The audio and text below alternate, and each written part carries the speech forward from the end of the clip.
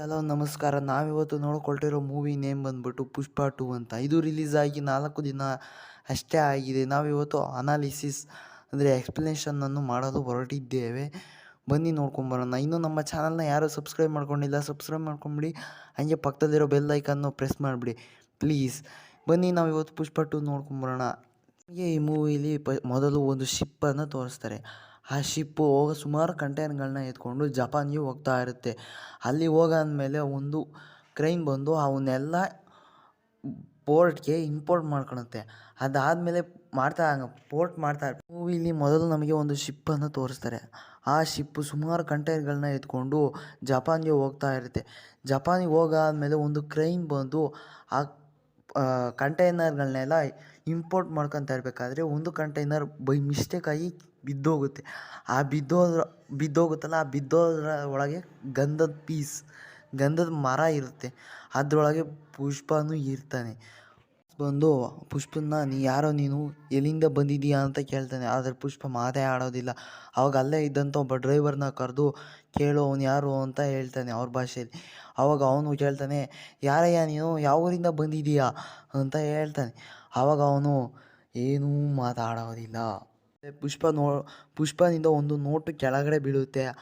ಅದಾದಮೇಲೆ ಅದು ನೀರೊಳಗೆ ಬಿದ್ದಾಗ ಕಂಟೈನರ್ ಉಲ್ಟಾ ಬಿದ್ದಿರುತ್ತೆ. ಆವಾಗ ಗೊತ್ತಾಗುತ್ತೆ ನೀರೊಳಗೆ ಇವನು ಪುಷ್ಪ ಅಂತ. ಆವಾಗ ಅವ್ರ ಬಾಸ್ ಇದನ್ನೆಲ್ಲ ಟೇಕ್ ಮಾಡೋದಕ್ಕೆ ಹೇಳ್ತಾನೆ, ಕತ್ತಿ ಎಲ್ಲ ಹಿಡ್ಕೊಳೋದಕ್ಕೆ ಅವರ ಶಿಷ್ಯಂದ್ರಿಗೆ. ಅದಾದಮೇಲೆ ಪುಷ್ಪ ಅವನ ಹತ್ರ ಇದ್ದ ಕೊಡ್ಲಿಯಿಂದ ಅವ್ನು ಕಟ್ಟಾಕಿರೋ ಹಗ್ಗನ ಕಟ್ ಮಾಡಿ ಕೆಳಗಡೆಗೆ ಬರ್ತಾನೆ.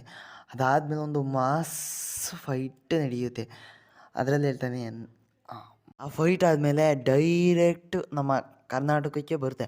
ಕರ್ನಾಟಕದಲ್ಲಿ ನಮ್ಮ ಫಹದ್ ಫಾಸಿಲ್ ಅವರು ಗಂಧದ ಮರ ಕದಿಯೋದು ಅವ್ರ ಜೊತೆಗೆ ಮಾರು ವೇಷದಲ್ಲಿ ಹೋಗ್ತಾ ಇರ್ತಾರೆ. ಅವ್ರು ಹೇಳ್ತಾರೆ. ಅದಾದಮೇಲೆ ಡೈರೆಕ್ಟಾಗಿ ನಮ್ಮ ಕರ್ನಾಟಕಕ್ಕೆ ಬರುತ್ತೆ. ಅಲ್ಲಿ ನಮ್ಮ ಫಹದ್ ಫಾಸಿಲ್ ಅವರು ಅವರ ಜೊತೆನೇ ಗಂಧದ ಮರ ಕದಿಯಲು ಮಾರು ವೇಷದಲ್ಲಿ ಹೋಗ್ತಾ ಇರ್ತಾರೆ.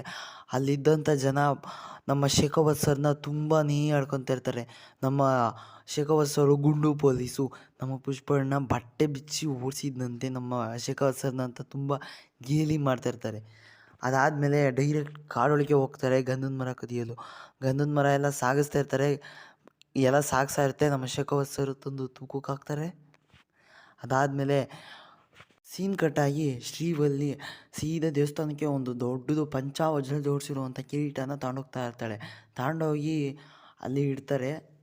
ಹಲೋ ನಮಸ್ಕಾರ. ನಾವು ಇವತ್ತು ನೋಡ್ಕೊಳ್ತಿರೋ ಮೂವಿ ನೇಮ್ ಬಂದ್ಬಿಟ್ಟು ಪುಷ್ಪ 2 ಅಂತ. ಇದು ಥಿಯೇಟರ್ನಲ್ಲಿ ರಿಲೀಸ್ ಆಗಿ ಇನ್ನು 9 ದಿವಸ ಮಾತ್ರ 4 ದಿವಸ ಮಾತ್ರನೇ ಆಗಿದೆ. ನಾವಿವತ್ತು ಅದನ್ನು ಅನಾಲಿಸಿಸ್ ಅಂದರೆ ಎಕ್ಸ್ಪ್ಲನೇಷನನ್ನು ಮಾಡ್ಕೊಳ್ತಿದ್ದೇವೆ. ನೀವಿನ್ನು ನಮ್ಮ ಚಾನಲನ್ನು ಯಾರು ಇವತ್ತು ಫಸ್ಟ್ ಟೈಮ್ ನೋಡ್ತಾ ಇದ್ದೀರೋ ಅವರು ಹಾಗೆ ಸಬ್ಸ್ಕ್ರೈಬ್ ಮಾಡ್ಕೊಂಬಿಡಿ, ಬೆಲ್ ಐಕನ್ನು ಪ್ರೆಸ್ ಮಾಡಿಬಿಡಿ ಪ್ಲೀಸ್. ಬನ್ನಿ ನೋಡೋಣ ಇವತ್ತು ಪುಷ್ಪ ರಾಜನನ್ನು ನೋಡಲು ಹೋಗೋಣ. ನಮಗೆ ಮೊದಲಿಗೆ ಇಲ್ಲೊಂದು ಶಿಪ್ಪನ್ನು ತೋರಿಸ್ತಾರೆ. ಆ ಶಿಪ್ಪು ಸುಮಾರು ಕಂಟೈನರ್ಗಳನ್ನೇ ಎತ್ಕೊಂಡು ಜಪಾನ್ಗೆ ಹೋಗ್ತಾ ಇರುತ್ತೆ. ಜಪಾನ್ನಲ್ಲಿ ಒಂದು ಕ್ರೈನ್ ಬಂದುಬಿಟ್ಟು ಅದನ್ನು ಇಂಪೋರ್ಟ್ ಮಾಡ್ಕೊಳ್ತಾ ಇರಬೇಕಾದ್ರೆ ಅದು ಬೈ ಮಿಸ್ಟೇಕಾಗಿ ಒಂದು ಕಂಟೈನರ್ನ ಕೆಳಗಡೆ ಬೀಳಿಸ್ಬಿಡುತ್ತೆ. ಆ ಬಿದ್ದಿರೋ ಕಂಟೈನರ್ ಒಳಗಡೆ ಸುಮಾರು ಗಂಧದ ಮರ ಇರ್ತವೆ. ಅದರೊಳಗೆ ಪುಷ್ಪನೂ ಇರ್ತಾನೆ. ಅದಾದಮೇಲೆ ಅಲ್ಲಿಗೆ ಅವ್ರ ಬಾಸ್ನನ್ನು ಬರೋದಕ್ಕೆ ಹೇಳ್ತಾರೆ. ಅವರ ಬಾಸ್ ಕೂಡ ಬರ್ತಾರೆ. ಅದಾದಮೇಲೆ ಪುಷ್ಪನನ್ನು ಹಿಡಿದು ಉಲ್ಟಾ ನೇತಾಕಿರ್ತಾರೆ ಆಯಿತಾ. ಅದಾದಮೇಲೆ ಅವ್ರ ಬಾಸ್ ಕೇಳ್ತಾನೆ ಪುಷ್ಪನ, ಯಾರೋ ನೀನು, ಯಾವ ಊರಿನಿಂದ ಬಂದಿದ್ದೀಯಾ ಅಂತ. ಅವನೇನು ಮಾತೇ ಆಡೋದಿಲ್ಲ. ಅದಾದಮೇಲೆ ಡ್ರೈವರ್ನ ಕರಿತಾನೆ. ಡ್ರೈವರು, ಯಾರಯ್ಯ ನೀನು, ಯಾವ ಊರಿಂದ ಬಂದಿದ್ದೀಯಾ, ಇಲ್ಲಿಗೆ ಯಾಕೆ ಬಂದೆ ಅಂತ ಕೇಳ್ತಾನೆ. ಆದರೂ ಅವ್ನು ಮಾತಾಡೋದಿಲ್ಲ. ಆವಾಗ ಅವನ ಬಟ್ಟೆಯಿಂದ ಒಂದು ನೋಟಿನ ಪೀಸು ಕೆಳಗಡೆ ಬೀಳುತ್ತೆ ನೀರೊಳಗೆ. ಆ ನೀರೊಳಗೆ ನೋಡಿದಾಗಲೇ ಗೊತ್ತಾಗೋದು ಅವನ ಹೆಸರು ಪುಷ್ಪ ಅಂತ. ಆಮೇಲೆ ಪುಷ್ಪ ಅಂತ ಗೊತ್ತಾದಮೇಲೆ ಎಲ್ಲರೂ ಅವ್ರ ಬಾಸ್ ಇರ್ತಾನಲ್ಲ, ಅವ್ರ ಬಾಸ್ಗೂ ಅವ್ರ ಶಿಷ್ಯಂದ್ರಿಗೆ ಕತ್ತಿ ಎಲ್ಲ ರೆಡಿ ಆಗೋದಕ್ಕೆ ಹೇಳ್ತಾನೆ. ಆವಾಗ ಪುಷ್ಪ ಇದ್ದವನೇನು ಮಾಡ್ತಾನೆ, ಅವನ ಹತ್ರ ಇದ್ದ ಕೊಡ್ಲಿಯನ್ನು ತಗೊಂಡು ಆ ಹಗ್ಗನ ಕಟ್ ಮಾಡಿ ಕೆಳಗಡೆ ಇಳ್ಕೊಂಬರ್ತಾನೆ. ಅದಾದಮೇಲೆ ಒಂದು ಮಾಸ್ ಫೈಟ್ ಬರುತ್ತೆ. ಅದಾದಮೇಲೆ ಪಟ್ ಅಂತ ಸೀನ್ ಕಟ್ ಆಗುತ್ತೆ. ಕರ್ನಾಟಕಕ್ಕೆ ಬರುತ್ತೆ. ಅಲ್ಲಿ ಬಂದ್ಬಿಟ್ಟು ಆದಮೇಲೆ ಅಲ್ಲಿ ಫಯದ್ ಫಾಸಿಲ್ನವನು ಅವರು ಗಂಧದ ಮರ ಕದಿಯೋಕ್ಕೆ ಹೋಗ್ತಾ ಇರೋರ ಜೊತೆ ಮಾರು ವೇಷದಲ್ಲಿ ಹೋಗ್ತಾ ಇರೋದನ್ನು ನಮಗೆ ತೋರಿಸ್ತಾರೆ. ಅವನು ಅವರು ಜೊತೆ ಇರ್ತಾನಲ್ಲ ಅವರು ನಮ್ಮ ಶೇಖಾವತ್ ಸರ್ನ ತುಂಬಾ ಆಡ್ಕೊತಾರೆ. ಅವನೇನು ಮಾಡ್ತಾನೆ, ನಮ್ಮ ಗುಂಡು ಪೊಲೀಸು ಹಂಗೆ ಹಿಂಗೆ ಪುಷ್ಪರಾಜ್ ನಮ್ಮ ಅಣ್ಣ ಪುಷ್ಪಣ್ಣ ಅವನ ಬಟ್ಟೆ ಬಿಚ್ಚಿ ನಿಲ್ಲಿಸಿದ್ನಂತೆ ಅಂತ ಎಲ್ಲ ಆಡ್ಕೊಂಡ್ಬಿಡ್ತಾರೆ ಪಾಪ. ಅವನು ಆದರೂ ನಗ್ತಾನೆ ಇರ್ತಾನೆ. ಅದಾದಮೇಲೆ ಸೀನ್ ಕಟ್ಟಾಗುತ್ತೆ ಮತ್ತೆ. ಆಮೇಲೆ ಶ್ರೀವಲ್ಲಿ ಅವು ಒಂದು ಪಂಚವಜ್ರ ಜೋಡಿಸಿರುವಂಥ ಕಿರೀಟನ ದೇವಸ್ಥಾನಕ್ಕೆ ತೊಗೊಂಬರ್ತಾ ಇರ್ತಾಳೆ. ಅದು ತೊಗೊಬಂದು ಇಡ್ತಾಳೆ. ಅದಾದಮೇಲೆ ಅವರ ದೊಡ್ಡಪ್ಪ ಭಾವನವರು ಅಲ್ಲೇ ಇರ್ತಾರೆ. ಅವರು ಬಂದ್ಬಿಟ್ಟು ಇವು ಪೂಜಾರಿ ಬಂದ್ಬಿಟ್ಟು ಈ ಕಿರೀಟ ತುಂಬ ಚೆನ್ನಾಗಿದೆಯಮ್ಮ, ಎಲ್ಲಿ ಮಾಡಿಸಿದ್ದು ಅಂತ ಕೇಳ್ತಾರೆ. ಆದರೆ ಅವರ ದೊಡ್ಡ ಭಾವ ಇದ್ದವರು ಮಾಡಿದರೆ ತಾನೇ ಈ ಥರ ದೊಡ್ಡ ಕಿರೀಟ ಏನು ಮಾಡ್ಸೋಕ್ಕಾಗುತ್ತೆ, ಅನ್ಯಾಯವಾಗಿ ಮಾಡಿದ್ದಾನಲ್ಲ ಅಂತ ಹೇಳ್ತಾರೆ. ಅದಾದಮೇಲೆ ನಿಮ್ಮ ಗಂಡನ ಗೋತ್ರ ಹೇಳಮ್ಮ ಅಂತ ಪೂಜಾರಿ ಅವ್ರು ಕೇಳಿದಾಗ ಅವರು ಗೊತ್ತಿಲ್ಲ ಅಂತ ಹೇಳ್ತಾರೆ. ನಿಮ್ಮ ಮಂತಂದ ಹೆಸ್ರು ಕೇಳಿ ಅಂತ ಅವ್ರ ಭಾವನವ್ರು ಅಂತಾರೆ. ಆವಾಗ ಮಂತಂದ ಹೆಸ್ರ ಅದು ಇಲ್ಲ ಅಂತಂದ, ಇನ್ನು ಮಂತಂದ ಹೆಸ್ರು ಇಲ್ವಾ ಅಂತ ಅಲ್ಲೂ ಪಾಪ ನಮ್ಮ ಶ್ರೀವಲ್ಲಿನ ಆಡ್ಕೊತಾರೆ. ಅದಾದಮೇಲೆ ನಮ್ಮ ಶ್ರೀವಲ್ಲಿ ಇದ್ದಳು, ದೇವರಿಗೆ ಮನೆತನ ಇದೆಯಾ ಅಂತ ಕೇಳಿ ಅವನಿಗೆ ಇಲ್ಲ ಅಂದಮೇಲೆ ನಮ್ಮ ಯಜಮಾನ್ರಿಗೆ ಆ ಲೆಕ್ಕ ಅವನ ಹೆಸ್ರಲ್ಲೇ ಮಾಡಿ ಅಂತ ಅವ್ರು ಹೇಳ್ತಾರೆ. ಅವರು ಮಾಡ್ತಾರೆ. ಮತ್ತೆ ಸೀನ್ ಕಟ್ಟಾಗುತ್ತೆ. ನಮ್ಮ ಶೇಖಾವತ್ ಸರ್ ಹತ್ರಕ್ಕೆ ಬರುತ್ತೆ. ಶೇಖಾವತ್ ಸರ್ ಏನು ಮಾಡ್ತಾಯಿರ್ತಾನೆ, ಗಂಧದ ಮರ ಪೀಸ್ನೆಲ್ಲ ತೂಕಕ್ಕೆ ಹಾಕ್ತಾಯಿರ್ತಾರೆ. ಇಂತಿಷ್ಟು ದುಡ್ಡು ಅಂತ ಎಲ್ಲರಿಗೂ ಕೊಡ್ತಾಯಿರ್ತಾರೆ. ಕೊಟ್ಟಾದಮೇಲೆ ನಮ್ಮ ಹೊಸ ಹುಡುಗಂದು ಈಗ 50 kg ಅಂತ ಹೇಳ್ತಾರೆ. ಅದಾದಮೇಲೆ 50 kg ಅಂತ ಬಂದ ತಕ್ಷಣ ಅವ್ನು ದುಡ್ಡು ಕೊಡ್ತಾನೆ. ನಿನ್ನ ಹೆಸ್ರೇನಪ್ಪ ಅಂತ ಅವ್ನು ಕೇಳಿದಾಗ ಶೇಖಾವತ್ ಅಂತ ಹೇಳಿ ಹೋಗ್ತಾನೆ. ಅದಾದಮೇಲೆ ಏನು ನಿನ್ನ ಹೆಸ್ರು ಅಂತ ಕೇಳಿದಾಗ ಶೇಖಾವತ್ ಸಾರ್ ಅಂತಾನೆ. ಬನ್ವರ್ ಸಿಂಗ್ ಶೇಖಾವತ್ ಸರು ಅವ್ರ ಕಡೆಯವ್ರನ್ನೆಲ್ಲರನ್ನೂ ಅರೆಸ್ಟ್ ಮಾಡಿ ಕರ್ಕೊಂಡೋಗಿ ಚೆನ್ನಾಗಿ ಹಾಕ್ಯಂಡು ರುಬ್ತಾರೆ. ರುಬ್ಬಾದ್ಮೇಲೆ ಎಲ್ಲರನ್ನೂ ತಗೊಂಡೋಗಿ ಸೆಲ್ಲಿಗೆ ಹಾಕಿರ್ತಾರೆ. ಅಲ್ಲಿಗೆ ಪುಷ್ಪರಾಜ್ ಬರ್ತಾನೆ. ಬಂದಾದಮೇಲೆ ಒಳಗೆ ಮಾಸಾಗಿ ಎಂಟ್ರಿ ಬರ್ತಾನೆ. ಅದಾದಮೇಲೆ ಬಂದು ಕೂತ್ಕೊತಾನೆ. ನಮ್ಮ ಬಿ ಶ್ರೀನಿವಾಸನ್ನ ಬಿಟ್ಬಿಡಿ, ಇವನ್ನ ಒಳಗೆ ಹಾಕ್ಬಿಡಿ ಅಂತ, ಅವ್ನು ನಮ್ಮ ಮದುವೆ ಇದೆ ಅಂತ. ಬನ್ವರ್ ಸಿಂಗ್ ಶೇಖಾವತ್ ಸರ್ ಅವರು ಎಲ್ಲರನ್ನೂ ಹಾಕ್ಯಂಡು ಚೆನ್ನಾಗಿ ತಗೊಂಡೋಗಿ ರುಬ್ಬಿ ಸೆಲ್ಲಿಗೆ ಹಾಕ್ತಾರೆ. ಅದಾದಮೇಲೆ ಒಂದು ಮದುವೆ ನಡೀತಾ ಇರುತ್ತೆ. ಆ ಮದುವೆ ಗಂಡು ಸಹ ಆ ಸೆಲ್ಲೊಳಗೆ ಇರ್ತಾನೆ. ಹಂಗೆ ಅವ್ರ ಅಪ್ಪ ಬಂದುಬಿಟ್ಟು ನಾನು ಎಷ್ಟು ಹೇಳಿದ್ರು ಕೇಳ್ದಂಗೆ ಆ ಪುಷ್ಪದ ಮಾತು ಕೇಳ್ಬಿಟ್ಟು ಕಾಡಿಗೆ ಹೋಗಿದ್ದಾನೆ. ಈಗ ಆಂಡೋಗಿ ಬನ್ವರ್ ಸಿಂಗ್ ಅವರು ಜೈಲಿಗೆ ಸೆಲ್ಗೆ ಹಾಕಿದ್ದಾರೆ. ಬಾರ ನೀನು ನಮ್ಮ ಸೋದಳಿಯ ಇದ್ದಾನೆ, ನೀನು ತಾಳಿ ಕಟ್ತಾನೆ ಅಂತ ಹೇಳ್ತಾನೆ. ಆವಾಗ ಅವಳಿದ್ದಳು, ಇಲ್ಲ ಅವ್ನು ಬಂದೇ ಬರ್ತಾನೆ, ನಮ್ಮ ಪುಷ್ಪಣ್ಣ ಹೋಗಿ ಕರ್ಕೊಂಬರ್ತಾನೆ ಅಂತ ಹೇಳ್ತಾರೆ. ಆವಾಗ ಪುಷ್ಪರಾಜ್ ಪೊಲೀಸ್ ಸ್ಟೇಷನ್ಗೆ ಹೋಗ್ತಾನೆ. ಅವನ್ನ ಕರ್ಕೊಂಬರೋದು. ಆದರೆ ಅಲ್ಲಿಗೆ ಹೋಗ್ತಾನೆ, ಮಾಸ್ ಎಂಟ್ರಿಗೆ ಹೋಗ್ತಾನೆ. ಅದಾದಮೇಲೆ ಹೋಗಿ ಕೂತ್ಕೊತಾನೆ. ಅಲ್ಲಿರೋ SI ಅವಾಗ ನಾನು FIR ಹಾಕಾಯ್ತು, ಅವ್ರನ್ನ ಬಿಡೋಕ್ಕಾಗಲ್ಲ, ಯಾಕೆ ಅಂದರೆ ನಾನು FIR ಹಾಕಿದ್ದೀನಿ ಸರ್ ಪುಷ್ಪ ಅಂತ ಹೇಳ್ತಾನೆ. ಅದಾದಮೇಲೆ ಅಷ್ಟೇ ತಾನೇ, ಇವನ ಹೆಸ್ರು ಶ್ರೀನಿವಾಸ್ ಅಂತ, ಇವನ್ನ ತಗೊಂಡು ಅವನ್ನ ಬಿಡು ಅಂತ ಹೇಳ್ತಾನೆ. ಇವನ್ನ ತಗೊಂಡು ಅವನ್ನ ಬಿಡೋಕ್ಕಾಗಲ್ಲ, ಯಾಕೆಂದರೆ ಇವನು D ಶ್ರೀನಿವಾಸ್, ಅವನು B ಶ್ರೀನಿವಾಸ್, ಅದು ಹೆಂಗೆ ಪುಷ್ಪ ರೂಲ್ ಒಪ್ಪಲ್ಲ ಪುಷ್ಪ ಅಂತ ಹೇಳ್ತಾನೆ. ಹಂಗೆ ಆಮೇಲೆ ಪುಷ್ಪ ಇದ್ದವನು ಕೇಶವ ನೀನು ತಗೊಂಡೋಗಿ ಅವನ್ನ ಕರ್ಕೊಂಬರೋಗು ಅಂತ ಹೇಳ್ತಾನೆ. ಹಂಗೆ ಒಪ್ಪಲ್ಲ ಪುಷ್ಪ ಅಂತ SI ಹೇಳ್ತಾನೆ. ಅದಾದಮೇಲೆ ಆ ರೂಲು ಒಪ್ಪಲ್ಲ, ರೂಲ್ಸ್ ಎಲ್ಲ ಬೇರೆ ಆಗಿದೆ ಅಂತ ಅವನು ಹೇಳ್ತಾನೆ. ಅದಾದಮೇಲೆ ರೂಲ್ ಏನಿದೆ ಅಂತ ಪುಷ್ಪ ಹೇಳ್ತಾನೆ. ಅವಾಗ ಒಬ್ಬ ಕಾನ್ಸ್ಟೇಬಲ್ ಹತ್ರಕ್ಕೆ ಹೋಗಿ, ನಿನ್ನ ಮಗಳು ಸಾಧಾರಣ ಕಾನ್ಸ್ಟೇಬಲ್ ಮಗಳು ಗೌರ್ಮೆಂಟಲ್ಲಿ ಹೆಂಗೆ ಇಂಜಿನಿಯರ್ ಆದಳು, 1 ಲಕ್ಷ ಡೊನೇಷನ್ ಕೊಟ್ಟು ಓದಿಸ್ಬೇಕಾದ್ರೆ ಆ ರೂಲ್ ಅಡ್ಡ ಬರಲಿಲ್ವಾ ಅಂತ ಕೇಳ್ತಾನೆ. ಅದಾದಮೇಲೆ ಪುಷ್ಪ ಸೆಲ್ಲೊಳಗೆ ಹೋಗ್ತಾನೆ. ಸೆಲ್ಲೊಳಗೆ ಹೋಗಾದ್ಮೇಲೆ ಅವ್ರನ್ನೆಲ್ಲ ಚೆನ್ನಾಗಿ ಹಾಕಿ ರುಬ್ಬಿ ಶೂಟೆಲ್ಲ ಮಾಡಿರ್ತಾನೆ. ಅದು ನೋಡಾದ್ಮೇಲೆ ಅವ್ರನ್ನೆಲ್ಲ ನಾನು ಕರ್ಕೊಂಡು ಹೋಗ್ತೀನಿ, ಏನು ಬೇಕಾದ್ರೂ ಮಾಡ್ಕೊಳ್ಳಿ ಅಂತ ಪುಷ್ಪ ಇದ್ದವನು ಆ SIಗೆ ಹೇಳ್ತಾನೆ. ಪುಷ್ಪ ನೀನು ನಂಗೆ ಕರ್ಕೊಂಡು ಹೋಗ್ಬಿಟ್ರೆ ನನಗಿಲ್ಲಿ ಕೆಲಸ ಹೋಗ್ಬಿಡುತ್ತಲ್ಲ ಅಂತ ಅವನು ಹೇಳ್ತಾನೆ. ಅದಾದಮೇಲೆ ಕೆಲಸ ಹೋಗುತ್ತಾ ಅಂತ ಹೇಳ್ತಾನೆ. ಆ ಸೀನಲ್ಲಿ ಕಟ್ಟಾಗುತ್ತೆ. ಅದಾದಮೇಲೆ ನಮ್ಮ ಬನ್ವರ್ ಸಿಂಗ್ ಶೇಖಾವತ್ ಸರ್ ಪೊಲೀಸ್ ಸ್ಟೇಷನ್ಗೆ ಬರ್ತಾರೆ. ಬಂದು ನೋಡ್ತಾರೆ, ಪೂರ್ತಿ ಪೊಲೀಸ್ ಸ್ಟೇಷನ್ ಖಾಲಿ. ಪೊಲೀಸ್ ಸ್ಟೇಷನ್ ಒಳಗೆ ಒಂದು ನಾಯಿನೂ ಸಹ ಇಲ್ಲ. ಅದಾದಮೇಲೆ ಬಂದು ಒಬ್ಬ ಕಾನ್ಸ್ಟೇಬಲ್ ಹೇಳ್ತಾನೆ, ಹಿಂದೆ ಏನಾಗಿತ್ತು ಅಂತಂದರೆ ಅಲ್ಲಿರೋ ಪೊಲೀಸ್ನವರಿಗೆಲ್ಲ ಇಂತಿಷ್ಟು ದುಡ್ಡು ಅಂತೇಳಿ ಪುಷ್ಪ ಕೊಟ್ಬಿಟ್ಟು ಕಳಿಸಿರ್ತಾನೆ. ಇಂತಿಷ್ಟು ದುಡ್ಡು ಅಂದರೆ ಅವರಿಗೆ ಎಷ್ಟು ಸರ್ವೀಸ್ ಅಂದರೆ ಇನ್ನೂ ಎಷ್ಟು ವರ್ಷ ಸರ್ವೀಸ್ ಮಾಡಬೇಕಾಗಿತ್ತೋ ಅಷ್ಟು ಲೆಕ್ಕ ಮಾಡಿ ಅವ್ರ ಪೇಮೆಂಟ್ ತಕ್ಕಂತೆ ಅಷ್ಟು ದುಡ್ಡನ್ನು ಮಾಡಿ ಕೊಟ್ಟು ಕಳಿಸಿರ್ತಾನೆ. ಅವನಿಗೂ ಕೊಟ್ಟಿರ್ತಾನೆ.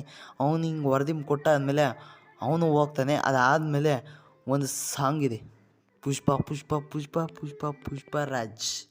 ಅದಾದಮೇಲೆ ಆ ಸೀನು ಸಾಂಗ್ ಮುಗಿಯುತ್ತೆ. ಅದಾದಮೇಲೆ ಪುಷ್ಪ ಸಿ ಎಮ್ ಹತ್ರ ಮೀಟಿಂಗ್ ಮಾಡೋದು. ಮೀಟಿಂಗಿಗೆ ಹೊರಟಿರ್ತಾನೆ. ಶ್ರೀವಲ್ಲಿನ ಮಾತಾಡ್ಸ್ಕೊಂಬರೋದು. ಅಡುಗೆ ಕೋಣೆಗೆ ಹೋಗ್ತಾನೆ. ಅವಳಿಗೆ ಮುತ್ತು ಕೊಟ್ಟಾದಮೇಲೆ ಅವನು ಅಲ್ಲಿಂದ ಹೋಗಲು ಪ್ರಯತ್ನ ಮಾಡ್ತಾನೆ. ಆದರೆ ಆಗಲ್ಲ. ಶ್ರೀವಲ್ಲಿ ಇದ್ದಳು. ನನಗೆ ನೀನು ಯಾಕೆ ಮುತ್ತು ಕೊಟ್ಟೆ ಅಂತೇಳಿ ಅಲ್ಲೋಗಿ ಕೂಚು ಕೂಚು ಮಾಡ್ತಾರೆ. ಕೂಚು ಕೂಚು ಮಾಡಾದ್ಮೇಲೆ ಅವನು ಎಷ್ಟೇ ಬೇಡ ಅಂದರೂ ಶ್ರೀವಲ್ಲಿ ಮಾತೇ ಕೇಳಲ್ಲ. ಹಂಗೂ ಬೇಡ ಬೇಡ ಅಂದರೂ ಕರ್ಕೊಂಡು ಹೋಗ್ತಾಳೆ. ಆ ಸೀನ್ ಆದಮೇಲೆ ನಮ್ಮ ಪುಷ್ಪ ಆ ಸೀನ್ ಆದಮೇಲೆ ಆ ಸಾಂಗ್ ಆದಮೇಲೆ ನಮ್ಮ ಪುಷ್ಪರಾಜನು ಇದು ಸಿ ಎಮ್ ಜೊತೆ ಮೀಟಿಂಗ್ ಮಾಡಲು ಹೊರಟಿರ್ತಾನೆ.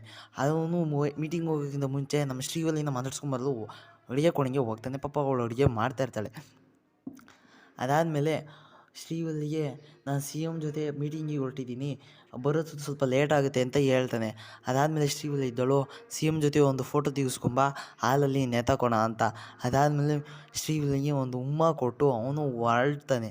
ಅದಾದಮೇಲೆ ಶ್ರೀವಲ್ಲಿ ಇದ್ದಳು, ನೀನು ಹೊರಟ್ಬಿಟ್ರೆ ನಾನು ಇಲ್ಲೇ ಮಾಡೋಣ, ಫೀಲಿಂಗ್ಸ್ ಬರ್ತಿದ್ದಾವೆ ಅಂತ ಹೇಳ್ತಾಳೆ. ಅದಾದಮೇಲೆ ಅವಳು ರೂಮಿಗೆ ಕರ್ಕೊಂಡು ಹೋಗ್ತಾಳೆ. ಅದೇನು ಮಾಡ್ತಾಳೆ ಅಂತ ನಮಗಂತೂ ಗೊತ್ತಿಲ್ಲ. ಅಲ್ಲೊಂದು ಸೀನ್ ಇದೆ, ನಾನು ಬಾಯಲ್ಲಿ ಹೇಳೋಕ್ಕಾಗಲ್ಲ, ನೀವು ಒಂದು ನೋಡಿಬಿಡಿ ಆಯ್ತಲ್ಲ. ಸಿ ಎಮ್ ಜೊತೆ ಮೀಟಿಂಗಿಗೆ ಹೋಗ್ತಾನೆ. ಆಮೇಲೆ ಅವನ ಜೊತೆ ಮೀಟಿಂಗ್ ಆದಮೇಲೆ ಎಮ್ ಪಿ ಇದ್ದವ್ರು ಏನಂತಾರೆ, ಸರ್ ನಮ್ಮ ಪುಷ್ಪನಿಗೆ ನಿಮ್ಮ ಜೊತೆ ಒಂದೇ ಒಂದು ಫೋಟೋ ಬೇಕಂತೆ ಅಂತ ಹೇಳ್ತಾನೆ. ಆದರೆ ಅವನು ಕೊಡೋದಕ್ಕೆ ನಿರಾಕರಿಸ್ತಾನೆ. ಯಾಕಂತಂದರೆ ನೀನು ಫಂಡ್ ಕೊಟ್ಟಷ್ಟು ಸುಲಭವಾಗಿ ನಾನು ನಿನಗೆ ಫೋಟೋ ಕೊಡೋಕ್ಕಾಗಲ್ಲ ಅಂತ ಹೇಳ್ತಾನೆ. ಅದಾದಮೇಲೆ ಪುಷ್ಪನಿಗೆ ಈಗ ಹೊರಟಾಗಿ ಎಮ್ ಪಿ ಸರ್ ಜೊತೆ ಮಾತಾಡಲು ಕೂತ್ಕೊಂತಾನೆ. ಮಾತಾಡ್ತಾ ಇರಬೇಕಾದ್ರೆ ಅವನು ಹೇಳ್ತಾನೆ, ಪುಷ್ಪ ಇದನ್ನು ಹೇಳ್ತಾನೆ, ಸರ್ ನಾನು ಎಷ್ಟೇ ಫಂಡ್ ಕೊಟ್ಟರು ನನ್ನ ಜೊತೆ ಒಂದು ಫೋಟೋ ತೆಗೆಸ್ಕೊಳಕ್ಕಾಗಲ್ವಾ ಅಂತ ಹೇಳ್ತಾನೆ. ಅದಾದಮೇಲೆ ಎಮ್ ಪಿ ಸರ್ ಇದ್ದವರು, ನೀನು ಫೋಟೋ ಕೊಟ್ಟಿಲ್ಲ ಅಂತ ಈಗೋದಲ್ಲಿ ಮಾತಾಡ್ತಾ ಇದೆಯಾ, ಬಿಟ್ಟಾಕ್ಬಿಡು ಪುಷ್ಪ ಅಂತ ಹೇಳ್ತಾನೆ. ನಾನು ಈಗೋದಲ್ಲಿ ಮಾತಾಡ್ತಾಯಿಲ್ಲ ಸರ್, ಅವನು ಒಂದು ಫೋಟೋ ಕೊಟ್ಟಿಲ್ಲ ಅಂತ ಹೇಳ್ತಾನೆ. ಅದಾದಮೇಲೆ ಈಗ ನೀವೇ ತಗೊಳ್ಳಿ, ನೀವೇನಾದ್ರು ಸಿ ಎಮ್ ಆದರೆ ನನಗೆ ಫೋಟೋನೇ ಕೊಡೋಲ್ಲ ಅಂತ ಹೇಳ್ತಾನೆ. ಏನೋ ನಾನು ಫೋಟೋ ಯಾಕೆ ಕೊಡೋಲ್ಲ, ನಿನಗೋಸ್ಕರ ಏನು ಬೇಕಾದ್ರೂ ಕೊಡ್ತೀನಿ, ಒಂದು ಫೋಟೋ ಕೊಡಲ್ವಾ, ಒಂದು ಫೋಟೋ ತಾನೇ ಕೊಡ್ತೀನಿ ಅಂತಾನೆ. ಅದಾದಮೇಲೆ ಪುಷ್ಪ ಇದನ್ನು ಹೇಳ್ತಾನೆ, ಹಂಗಾದರೆ ನೀವೇ ಸಿ ಎಮ್ ಅಂತಾನೆ. ಎಮ್ ಪಿ ಇದನ್ನು, ಸುಮ್ಮನಿರು ಪುಷ್ಪ, ಏನು ಮಾತಾಡ್ತೀಯ, ಸಿ ಎಮ್ಮಿಗೆ 300 ಕೋಟಿ ಖರ್ಚಾಗುತ್ತೆ ಅಂತ ಹೇಳ್ತಾನೆ. ಆ 300 ಕೋಟಿನ ಆ ಟರ್ನ್ ಖರ್ಚಾಯ್ತದ ಅದಕ್ಕೆ, ಅಯ್ಯೋ ಹೋಗೋಗ 500 ಕೋಟಿ ಕೊಡ್ತೀನಿ, ನೀವೇ ಸಿ ಎಮ್ ಅಂತ ಅನೌನ್ಸ್ಮೆಂಟ್ ಮಾಡ್ತಾನೆ. ಅದಾದಮೇಲೆ ಕ್ಯಾಮ್ರಾ ಮುಂದೆ ಬಂದು, ಮೇ 25ನೇ ತಾರೀಕು ನಮ್ಮನೆಗೆ ಸಿ ಎಮ್ ಸರ್ ಬರ್ತಾರಂತೆ, ಅವತ್ತು ಫುಲ್ಲು ಮರಿ ಹೊಡೆದು ಊಟ ಹಾಕೋದಕ್ಕೆ ಹೇಳಿದ್ದಾರೆ ಅಂತ ಹೇಳ್ತಾನೆ. ಅದಾದಮೇಲೆ ಅಲ್ಲಿಂದ ಸೀನ್ ಕಟ್ಟಾಗಿ ಮುಂದೆ ಹೋಗುತ್ತೆ. ಆಮೇಲೆ ನಮ್ಮ ಎಮ್ ಪಿ ಸರು ಟಿಕೆಟ್ನ ಸಿ ಎಮ್ಗೆ ಟಿಕೆಟ್ ಕೇಳಲು ಹೋಗಿರ್ತಾರೆ. ಅವನು ಟಿಕೆಟ್ ಕೊಡಲು ನಿರಾಕರಿಸ್ತಾ ಇರ್ತಾನೆ. ಅದೇ ವೇಳೆಗೆ ಕೂತಿರ್ತಾನಲ್ಲ ನಮ್ಮ ಸಿ ಎಮ್ ಸರ್ ತಮ್ಮನ ಹತ್ರಕ್ಕೆ ನಮ್ಮ ಪುಷ್ಪ ಹೋಗಿ 5 ಕೋಟಿ ಕೊಟ್ಬಿಟ್ಟು, ನಿಮ್ಮ ಅಣ್ಣನಿಂದ ನನಗೊಂದು ಕೆಲಸ ಆಗಬೇಕು ಅಂತ ಕೇಳ್ತಾ ಇರ್ತಾನೆ. ಅವ್ನು ಫೋನ್ ಮಾಡಿಬಿಟ್ಟು ಅವ್ರ ಅಣ್ಣನಿಗೆ, ಇಲ್ಲಿ ಯಾರೋ ಒಬ್ಬ ಬಂದು ನನಗೆ 5 ಕೋಟಿ ಕೊಟ್ಬಿಟ್ಟು ನಿನ್ನಿಂದ ಒಂದು ಕೆಲಸ ಆಗಬೇಕು ಅಂತ ಕೇಳ್ತಾ ಇರ್ತಾನೆ. ಅವ್ನು ಯಾರು ಅಂತ ಕೇಳ್ತಾನೆ. ಅವಾಗ ಅವನು ಪುಷ್ಪ ಅಂತ ಗೊತ್ತಾಗುತ್ತೆ. ಅದಾದಮೇಲೆ ಅವನಿಗೊಂದು ಸೋಫಾ, ಸಿ ಎಮ್ಗೆ ಒಂದು ಸೋಫಾನ ಕೊಟ್ಟು ಕಳಿಸ್ತಾನೆ. ನೀವು ಎಷ್ಟು ವರ್ಷದಿಂದ ಆ ಸೀಟ್ ಮೇಲೆ ಕೂತಿದ್ದೀರಾ, ಇದೊಂದು ಸತಿ ಬಿಟ್ಕೊಟ್ಬಿಡಿ ಅಂತ ಹೇಳ್ತಾ ಇರ್ತಾನೆ. ಆವಾಗ ಒಂದು ಸೋಫಾನ ಕಳಿಸ್ಕೊಡ್ತಾನೆ. ಆ ಸೋಫಾ ಸುಮಾರು 100 ಕೋಟಿ ಬೆಲೆ ಬಾಳುತ್ತೆ ಅಂತ ಹೇಳ್ತಾ ಇರ್ತಾನೆ. ಅದರೊಳಗೆ 100 ಕೋಟಿ ದುಡ್ಡನ್ನು ಅವನು ಇಟ್ಟು ಕಳಿಸಿರ್ತಾನೆ. ಅದಾದಮೇಲೆ ಪುಷ್ಪನ ಮತ್ತು ಎಮ್ ಪಿ ಸರು ಮಾತಾಡ್ತಾ ಇರ್ತಾರೆ. ನಾನು ಲೋಕಲ್ ಇಂಟರ್ನ್ಯಾಷನಲ್ ಅಂದ್ಕೊಂಡ್ರ, ಆದರೆ ಇಂಟರ್ನ್ಯಾಷನಲ್ಲು ಅಂತ ಅವನು ಎಮ್ ಪಿ ಸರ್ಗೆ ಹೇಳ್ತಾ ಇರ್ತಾನೆ. ಅದಾದಮೇಲೆ ಪುಷ್ಪ ಇದನ್ನು ಪ್ರತಿಯೊಬ್ಬ ಸಿಂಡಿಕೇಟ್ಗೂ ಫೋನ್ ಮಾಡಿ ನನಗೆ ಅಷ್ಟೊಂದು ಬೇಕು ಇಷ್ಟೊಂದು ಬೇಕು ಅಂತ ಪ್ರತಿಯೊಬ್ಬರು ತನೂ ಇದ್ದು ಟನ್ಗಳನ್ನು ಕೊಂಡ್ಕೊತಾನೆ. ಅದಾದಮೇಲೆ ಒಬ್ಬನಿಗೆ ಮಾರಲು ರೆಡಿ ಆಗ್ತಾನೆ. ಅದಾದಮೇಲೆ ಒಂದು ಮೀಟಿಂಗ್, ಅಂದರೆ ಎಲ್ಲರ ಹತ್ರನೂ ಇಷ್ಟು ಟನ್ ಅಂತ ಬಂದಾಗ ಒಂದು ಮೀಟಿಂಗನ್ನು ಇಟ್ಕೊಂಡಿರ್ತಾರೆ ಅವ್ರ ಮನೆಯಲ್ಲೇ ಕೂಡ. ಅದಾದಮೇಲೆ ಅಲ್ಲಿಗೆ ಮೀಟಿಂಗ್ ಮಾಡ್ತಾ ಇರ್ತಾರೆ. ಇಷ್ಟು ಟನ್ ಯಾಕೆ, ಹಂಗೆ ಹಿಂಗೆ ತರೋಕ್ಕಾಗೋದಿಲ್ಲ, ಪ್ರಾಬ್ಲಮ್ ಎಲ್ಲ ಆಗುತ್ತೆ ಅಂತ ಅವ್ರು ಹೇಳ್ತಾ ಇರ್ತಾರೆ. ಅಲ್ಲಿಗೆ ಶ್ರೀವಲ್ಲಿ ಅವಳು ಮಾಡಿರೋಂಥ ಸಾಂಬಾರನ್ನು ಪುಷ್ಪನಿಗೆ ಟೇಸ್ಟ್ ಮಾಡಲು ತಂದು ತೋರಿಸ್ತಾನೆ. ಅದಾದಮೇಲೆ ಪುಷ್ಪ ಇದನ್ನು, ಉಪ್ಪು ಜಾಸ್ತಿ ಆಗಿದೆ, ಈಗ ಉಪ್ಪು ಒಂಚೂರು ಕಮ್ಮಿ ಆಗಬೇಕಾಯ್ತು ಅಂತ ಹೇಳ್ತಾನೆ. ಅದಾದಮೇಲೆ ಕೇಶವ ಬಟ್ಟೆ ಕೊಡು ಅಂತಾನೆ. ತಗೋ ಅಂತಂದೆ, ನೀರು ಕೊಡು ಅಂತ ಕೇಶವನ್ ಕೇಳ್ತಾಳೆ. ಆವಾಗ ಶ್ರೀವಲ್ಲಿ ಇದಳು ಬಟ್ಟೆನೇ ಕೊಟ್ಟು ಒಳಗೆ ಹೋಗಿ ಈ ಬಸ್ ಸಾಂಬಾರನ್ನೆಲ್ಲ ಚೆಲ್ತಾ ಇರ್ತಾಳೆ. ಆವಾಗ ಕೇಶವ್ ಬಂದು "ಅಣ್ಣವ್ ಪುಷ್ಪಣ್ಣವ್ ಅವು ನಿಮ್ಮ ಅಕ್ಕೆ ಇದ್ದಿದ್ದು ಇದು ಎಲ್ಲ ಸಾರನ್ನ ಚೆಲ್ತಾ ಇದೆ" ಅಂತ ಹೇಳ್ತಾನೆ. ಅದಾದಮೇಲೆ ಪುಷ್ಪ ಇದ್ದನು ಅಡುಗೆ ಕೋಣೆಗೆ ಹೋಗ್ತಾನೆ.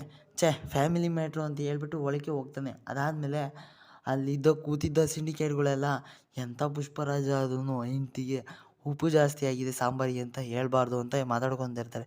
ಅದಾದಮೇಲೆ ಹೇಳ್ಬಾರ್ದು, ಅದನ್ನು ನೀವೇ ನೋಡಬೇಕು. ನೋಡಿ ಒಂದು ಸಾಂಗು ಕೂಡ ಇದೆ. ಸಾಂಗ್ ಆದಮೇಲೆ ನಮಗೆ ಅನ್ಸೂಯನ ತೋರಿಸ್ತಾರೆ. ಅನ್ಸೂಯ ಬಂದುಬಿಟ್ಟು ಫಹದ್ ಫಾಜಿಲ್ ಇರೋ ಜಾಗಕ್ಕೆ ಬರ್ತಾನೆ. ಅವನು ಬಟ್ಟೆ ಎಲ್ಲ ಬಿಚ್ಕೊಂಡು ಒಳ್ಳೆ ಗುಂಡು ಥರನೇ ನಿಂತಿರ್ತಾನೆ. ಅದಾದಮೇಲೆ ಬಂದುಬಿಟ್ಟು ಅನ್ಸೂಯ ನಮಗೆ ಲೈಟ್ ಆಫ್ ಮಾಡು ಅಂತಾನೆ. ಅವಳು ಇದ್ದಾಳೆ ಏನಂತಾಳೆ, ನೀನು ಪುಷ್ಪನಿಂದ ಹೆದರ್ಕೊಂಡು ಹಿಂಗೆ ಬಟ್ಟೆ ಬಿಚ್ಕೊಂಡು ಯಾವಾಗಲೂ ನಿಂತ್ಕೊತೀಯ ಅಂತ ಹೇಳ್ತಾನೆ. ಅದಾದಮೇಲೆ ಅವನು ಪುಷ್ಪ ದೊಡ್ಡ ದೊಡ್ಡ ಡೀಲರ್ಸ್ ಹತ್ರ ಡೀಲ್ ಮಾಡ್ಕೊತೇನೆ, ಮುರುಗನ್ನ ಬಿಟ್ಬಿಟ್ಟು ಫಾರಿನರ್ಸ್ಗಳೆಲ್ಲ ಡೀಲ್ ಮಾಡ್ಕೊತೇನೆ, ಕೆಳಗಿರೋವು ಭೂಮಿಲಿರೋ ಗಂಧದ ಮರ ಎಲ್ಲ ಆಚೆಗೆ ಬರ್ತಾ ಇದ್ದಾವೆ, ಮೇಲಿರೋ ಗಂಧದ ಮರ ಎಲ್ಲ ಕೆಳಗೆ ಬೀಳ್ತಾ ಇದ್ದಾವೆ ಅಂತ ಹೇಳ್ತಾನೆ. ಅದಾದಮೇಲೆ ಫಾಜಿಲ್ ನಮ್ಮ ಶೇಖಾವತ್ ಸರ್ ಇದ್ದಾರೆ ಏನು ಮಾಡ್ತಾನೆ, ಒಬ್ಬ ಸಿಂಡಿಕೇಟ್ನ ಎತ್ಕೊಂಡ್ಬಂದು ಅವನಿಗೆ ಟಾರ್ಚರ್ ಕೊಟ್ಟು ಸಾಯಿಸ್ತಾನೆ. ಅದಾದಮೇಲೆ ಸಾದ್ಮೇಲೆ ಅವನ್ನ ಸುಡೋ ಜಾಗಕ್ಕೆ ಬಂದುಬಿಟ್ಟು MP ಸಾಹೇಬರು ಬರ್ತಾರೆ. ಅದನ್ನು ಸುಡ್ತಾ ಇರೋ ಜಾಗಕ್ಕೆ ದಹನ ಮಾಡ್ತಿರೋ ಜಾಗಕ್ಕೆ ಬಂದುಬಿಟ್ಟು ಏನಂತಾನೆ, ಅಲ್ಲಿದ್ದ ಸಿಂಡಿಕೇಟ್ಗಳೆಲ್ಲ "ಸರ್ ನಮಗೂ ಭಯ ಆಗ್ತಾಯಿದೆ, ಅಕಸ್ಮಾತ್ ನಾವು ಹಿಂಗೆ ಸತ್ತೋದ್ರೆ ಏನು ಮಾಡೋದು" ಅಂತ ಹೇಳ್ತಾನೆ. ಅಲ್ಲಿ ಮಂಗಳ ಸ್ಮೃತಿನೂ ಕೂಡ ಈ ಕಿತ್ಬಿಟ್ಟು ನಮ್ಮ ಕೈಗೆ ಕೊಡಿ, ನಾವು ಇದನ್ನು ನಡೆಸ್ಕೊಂಡು ಹೋಗ್ತೀವಿ ಅಂತ ಮತ್ತೆ ಹೇಳ್ತಾನೆ. ಅದಾದಮೇಲೆ MP ಸರು ನಾನು ಅವನ ಹತ್ರ ಮಾತಾಡ್ತೀನಿ ಅಂತ ಹೇಳ್ತಾನೆ. ಆದರೆ ಅವನು ಪುಷ್ಪನ ಹತ್ರ ಮಾತಾಡೋದಕ್ಕೆ ಹೋಗೋದಿಲ್ಲ. ಆದರೆ ಶೇಖಾವತ್ ಸರ್ ಹತ್ರ ಮಾತಾಡೋದು ಕರಿತಾನೆ. ಶೇಖಾವತ್ ಸರ್ ಕೂಡ ಬರ್ತಾನೆ ಅಲ್ಲಿಗೆ. ಬಂದಾದಮೇಲೆ ನೀನು ಪುಷ್ಪನು ಯಾಕೆ ಹಿಂಗೆ ಗಲಾಟೆ ಮಾಡ್ಕೊತಾ ಇದ್ದೀರಾ, ಇದು ತಪ್ಪು ಅಂತ ಹೇಳ್ತಾನೆ. ಅದಾದಮೇಲೆ ನೀವು ನಮ್ಮ ಆಫೀಸ್ಗೆ ಬರಬೇಕು ಸರ್ ಅಂತ ಶೇಖಾವತ್ ಸರು MP ಗೆ ಹೇಳಿ ಹೋಗ್ತಾನೆ ಅಲ್ಲಿಂದ. MP ಸರ್ ಕೂಡ ಶೇಖಾವತ್ ಆಫೀಸ್ಗೆ ಹೋಗ್ತಾನೆ. ಅಲ್ಲಿ ಒಂದು ಸೂಪರ್ ಆದ ಸೀನ್ ಇದೆ. ಅದೇನಂತಂದರೆ ನಮ್ಮ MP ಸರ್ನ ಬಟ್ಟೆ ಬಿಚ್ಚಿ ಅವನು ಕೂಡ ನಿಲ್ಲಿಸ್ಬಿಡ್ತಾನೆ. ಯಾಕಂತಂದರೆ ನೋಡುವಂತೆ ಬನ್ನಿ.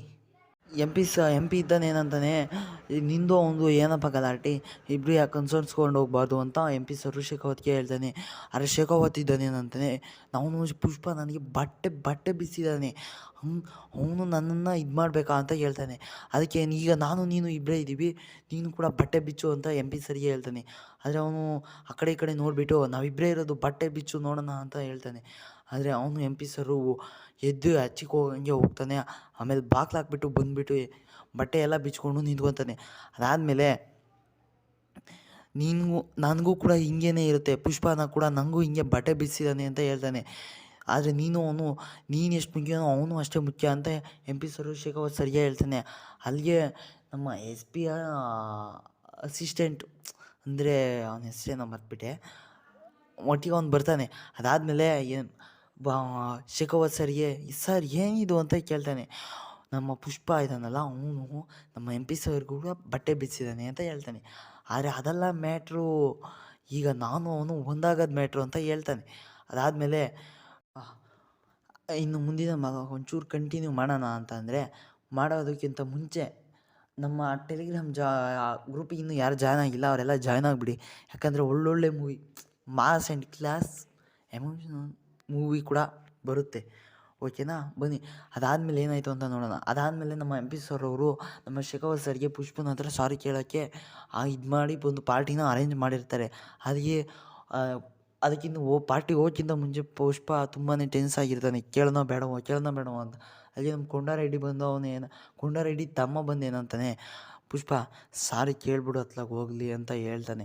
ಅದಾದಮೇಲೆ ಪುಷ್ಪ ಇದ್ದವನು ಏನಂತಾನೆ, ಏನು ಮಾತಾಡೋದಿಲ್ಲ ಪುಷ್ಪ, ಶ್ರೀವಲ್ಲಿನೂ ಕೂಡ ನಿಮಗೆ ಏನು ಅನಿಸುತ್ತೋ ಅದನ್ನೇ ಮಾಡಿ ಅಂತಾಳೆ. ಅದಾದಮೇಲೆ ಪುಷ್ಪ ಇದ್ದನು ಅಲ್ಲಿಂದ ಹೊರಟಿ ಆ ಪಾರ್ಟಿಗೆ ಬರ್ತಾನೆ. ಆ ಪಾರ್ಟಿಗೆ ಬಂದಾದಮೇಲೆ ಫುಲ್ಲು ಕುಡಿದು ಬಂದಿರ್ತಾನೆ.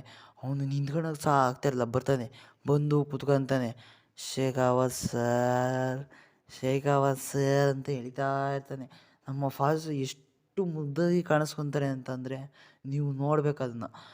ತೋರಿಸ್ತೀನಿ ಈ ಸೀನ್ ಆದಮೇಲೆ. ಅದಾದಮೇಲೆ Shekhawat sir I am sorry ಅಂತ ಹೇಳ್ತಾನೆ. ಅದಾದಮೇಲೆ ಅಲ್ಲಿಂದ ಪುಷ್ಪ ಎದ್ದು ಹೋಗ್ತಾನೆ. ಪುಷ್ಪ ಎದ್ದು ಹೋಗಾದ್ಮೇಲೆ ಅವನು ಟೇಪ್ ರಿಕಾರ್ಡ್ನಲ್ಲಿ ಅವನು ಸಾರಿ ಕೇಳಿರೋದನ್ನ ರೆಕಾರ್ಡ್ ಮಾಡಿ ಇಟ್ಕೊಂಡಿರ್ತಾನೆ. ಅದನ್ನ ಪದೇ ಪದೇ ಒತ್ತಿ ಕೇಳ್ತಾ ಇರ್ತಾನೆ. ಅದೇ ಪಾರ್ಟಿಲಿ ಹೋಗಾದ್ಮೇಲೆ ನಮ್ಮ ಮಂಗಳಂ ಸೀನು ಏನಂತಾನೆ, ಅದು ಸಾರಿ, ಮಂಗಳಂ ಸೀನು ಹೆಂಡ್ತಿ ಏನಂತಾಳೆ, ಸಾರಿ ಕೇಳ್ಬಿಟ್ಟು ಅವನು ಹೋದ, ಸಾರಿ ಹೇಳಿಸ್ಕೊಂಡು ಇವನು ಹೋಗ್ತೇನೆ ಅಂತ ಹೇಳ್ತಾಳೆ. ಅದಾದಮೇಲೆ ಒಂದು ಕಾರಲ್ಲಿ ಒಂದು ಸೀನ್ ಇದೆ, ಅವನು ಪುಷ್ಪ ಫುಲ್ಲು ಫೀಲಿಂಗಲ್ಲಿ ಕೂತ್ಕೊಂಡು ನಾನು ಸಾರಿ ಕೇಳ್ಬಿಟ್ನ ಅಂತ ಏನೇನೋ ಹೇಳ್ತಾ ಇರ್ತಾನೆ. ಅದಾದಮೇಲೆ ನಮ್ಮ ಕೇಶವನು ಶ್ರೀವಲ್ಲಿನೂ ಅಲ್ಲೇ ಒಂದು ನಡು ರೋಡಲ್ಲಿ ನಿಲ್ಲಿಸಿ ಅವನು ಕಾರ್ ತೊಗೊಂಡು ತಿರ್ಗಾ ಅದೇ ಪಾರ್ಟಿಗೆ ಬರ್ತಾನೆ. ಪಾರ್ಟಿಗೆ ಬಂದಾದಮೇಲೆ ಬಂದು ಫಯಸ್ ಫಾಲ್ಸಿದವ್ರು ಏನಂತ ಹೇಳ್ತಾರೆ, ನಾಳೆ ಬಂದುಬಿಡಿ ಎಲ್ಲರೂ ಕೂತ್ಕೊಂಡು ಕಮಿಷನ್ ಬಗ್ಗೆ ಮಾತಾಡೋಣ ಅಂತ ಹೇಳ್ಬಿಟ್ಟು ಅಲ್ಲಿಂದ ಹೊರಡೋದಕ್ಕೆ ಹೋಗ್ತಾನೆ. ಕಾರಿಗೆ ಹತ್ತುತ್ತಾ ಇರ್ತಾನೆ. ಅಷ್ಟೊತ್ತಿಗೆ ನಮ್ಮ ಪುಷ್ಪ ಬಂದು ಸರಿಗೆ ಬಂದು ಕಾರಿಗೆ ಬಿಡ್ತಾನೆ. ಆ ಕಾರ್ ಹೋಗ್ಬಿಟ್ಟು ಆ ಸ್ವಿಮ್ಮಿಂಗ್ ಪೂಲ್ ಒಳಗೆ ಬಿದ್ದೋಗ್ಬಿಡುತ್ತೆ. ಆ ಸ್ವಿಮ್ಮಿಂಗ್ ಪೂಲ್ ಒಳಗೆ ನಮ್ಮ ಪುಷ್ಪನವರು ಹುಚ್ಚೆಯನ್ನು ಬಿಡ್ತಾರೆ. ಅದಾದಮೇಲೆ ನಮ್ಮ ಬನ್ವರ್ ಸಿಂಗ್ ಶೇಖಾವತ್ ಸರ್ಗೆ ತುಂಬಾ ಸಿಟ್ಟು ಬಂದುಬಿಟ್ಟು ಅವನೇನಂತಾನೆ, ಗನ್ ಕೊಟ್ಟರು ನನಗೆ, ನಾನು ಸಾಯಬೇಕು, ನಾನು ಬಿದ್ದಿರೋ ಸ್ವಿಮ್ಮಿಂಗ್ ಪೂಲಲ್ಲಿ ಅದನ್ನು ಮಾಡಿಬಿಟ್ಟಿದ್ದಾನೆ, ಗನ್ ಕೊಡಿ ಅಂತಾನೆ. ಅರೆ ಯಾರು ಕೊಡೋದಿಲ್ಲ, ಹಂಗೆ ನಿಲ್ಲಿಸ್ಕೊಂಡ್ಬಿಡ್ತಾರೆ. ಅವನ ಬಟ್ಟೆನೆಲ್ಲ ತಿರ್ಗಾ ಬಿಚ್ಚಾಕ್ಬಿಡ್ತಾನೆ. ಅದಾದಮೇಲೆ ಪುಷ್ಪ ಒಂದು ಸವಾಲನ್ನು ಹಾಕ್ತಾನೆ, ಬನ್ವಾರ್ ಸಿಂಗ್ ಶೇಖಾವತ್, ನೀನು ತಾಕತ್ತಿದ್ರೆ ನಿನಗೆ ನಾಳೆ ನಂದು 2,000 ಟನ್ನು ಇಲ್ಲಿಗೆ ಮುರುಗನ ಹತ್ರನಕ್ಕೆ ಹೋಗ್ತಾ ಇರುತ್ತೆ. ನಿನಗೆ ತಾಕತ್ತಿದ್ರೆ ಅದನ್ನ ತಡೆದು ನಿಲ್ಲಿಸು ಅಂತ ಹೇಳ್ತಾನೆ. ತಡೆದು ನಿಲ್ಲಿಸ್ತೀನಿ ಅಂತ ಹೇಳ್ತಾನೆ. ಅದಾದಮೇಲೆ ನಿನಗೆ ತಾಕತ್ತಿದ್ರೆ ತಡೆದು ನಿಲ್ಲಿಸು, ಇದು ನನ್ನ ಸವಾಲು ಅಂತ ಹೇಳಿ ಅಲ್ಲಿಂದ ತಿರ್ಗೋ ಹೊಂಟೋಗ್ತಾನೆ. ಪುಷ್ಪ ಹೊರಡೋದಕ್ಕೆ ಹೋಗ್ತಾನೆ. ಅಷ್ಟೊತ್ತಿಗೆ ಶೇಖಾವತ್ ಏನಂತಾನೆ, ನೀನು ಅಕಸ್ಮಾತ್ ಈ ಚಾಲೆಂಜಲ್ಲಿ ಏನಾದರೂ ಸೋತ್ರೆ ಮತ್ತೆ ಕೊಡ್ಲಿ ಹಿಡ್ಕೊಂಡು ಮತ್ತೆ ಕೂಲಿ ಕೆಲಸಕ್ಕೆ ಹೋಗಬೇಕು ಅಂತಂತಾನೆ. ಅದಾದಮೇಲೆ ನಿನಗೆ ತಾಕತ್ತಿದ್ರೆ ಶೇಖಾವತ್ ತಡೆದು ನಿಲ್ಲಿಸ್ಲಾ, ನಾನು ಕೊಡ್ಲಿ ಹಿಡ್ಕೊಂಡು ತಿರ್ಗಾ ಮತ್ತೆ ಕೂಲಿ ಥರನೇ ಹೋಗ್ತೀನಿ ಅಂತಂತಾನೆ. ಅದಾದಮೇಲೆ ಅಲ್ಲಿಗೆ ಹುಣಸೆ ಬಂದ್ಬಿಟ್ಟು ಏನಂತಾಳೆ, ಅವ್ನು ಚಾಲೆಂಜಲ್ಲಿ ಸೋತ್ರೆ ಅವ್ನು ಮತ್ತೆ ಕೂಲಿ ಕೆಲಸಕ್ಕೆ ಹೋಗ್ತಾನ ಅಂತ ಹೇಳ್ತಾಳೆ. ಅದಾದಮೇಲೆ ನಿನಗೆ ತಾಕತ್ತಿದ್ರೆ ತಡೆದು ನಿಲ್ಲಿಸು ಅಂತೇಳಿ ಪುಷ್ಪ ಕೂಡ ಅಲ್ಲಿಂದ ಹೊರಟೋಗ್ತಾನೆ. ಇಲ್ಲಿಗೆ ಇಂಟರ್ವೆಲ್ ಸೀನು ಬಂದಾಗುತ್ತೆ. ಇದು ಪಾರ್ಟ್ 1 ವೀಡಿಯೋ ಆಗಿದೆ. ಪಾರ್ಟ್ 2 ವೀಡಿಯೋ ಇವತ್ತು 9 ತಾರೀಕಲ್ಲ, ಸಾರಿ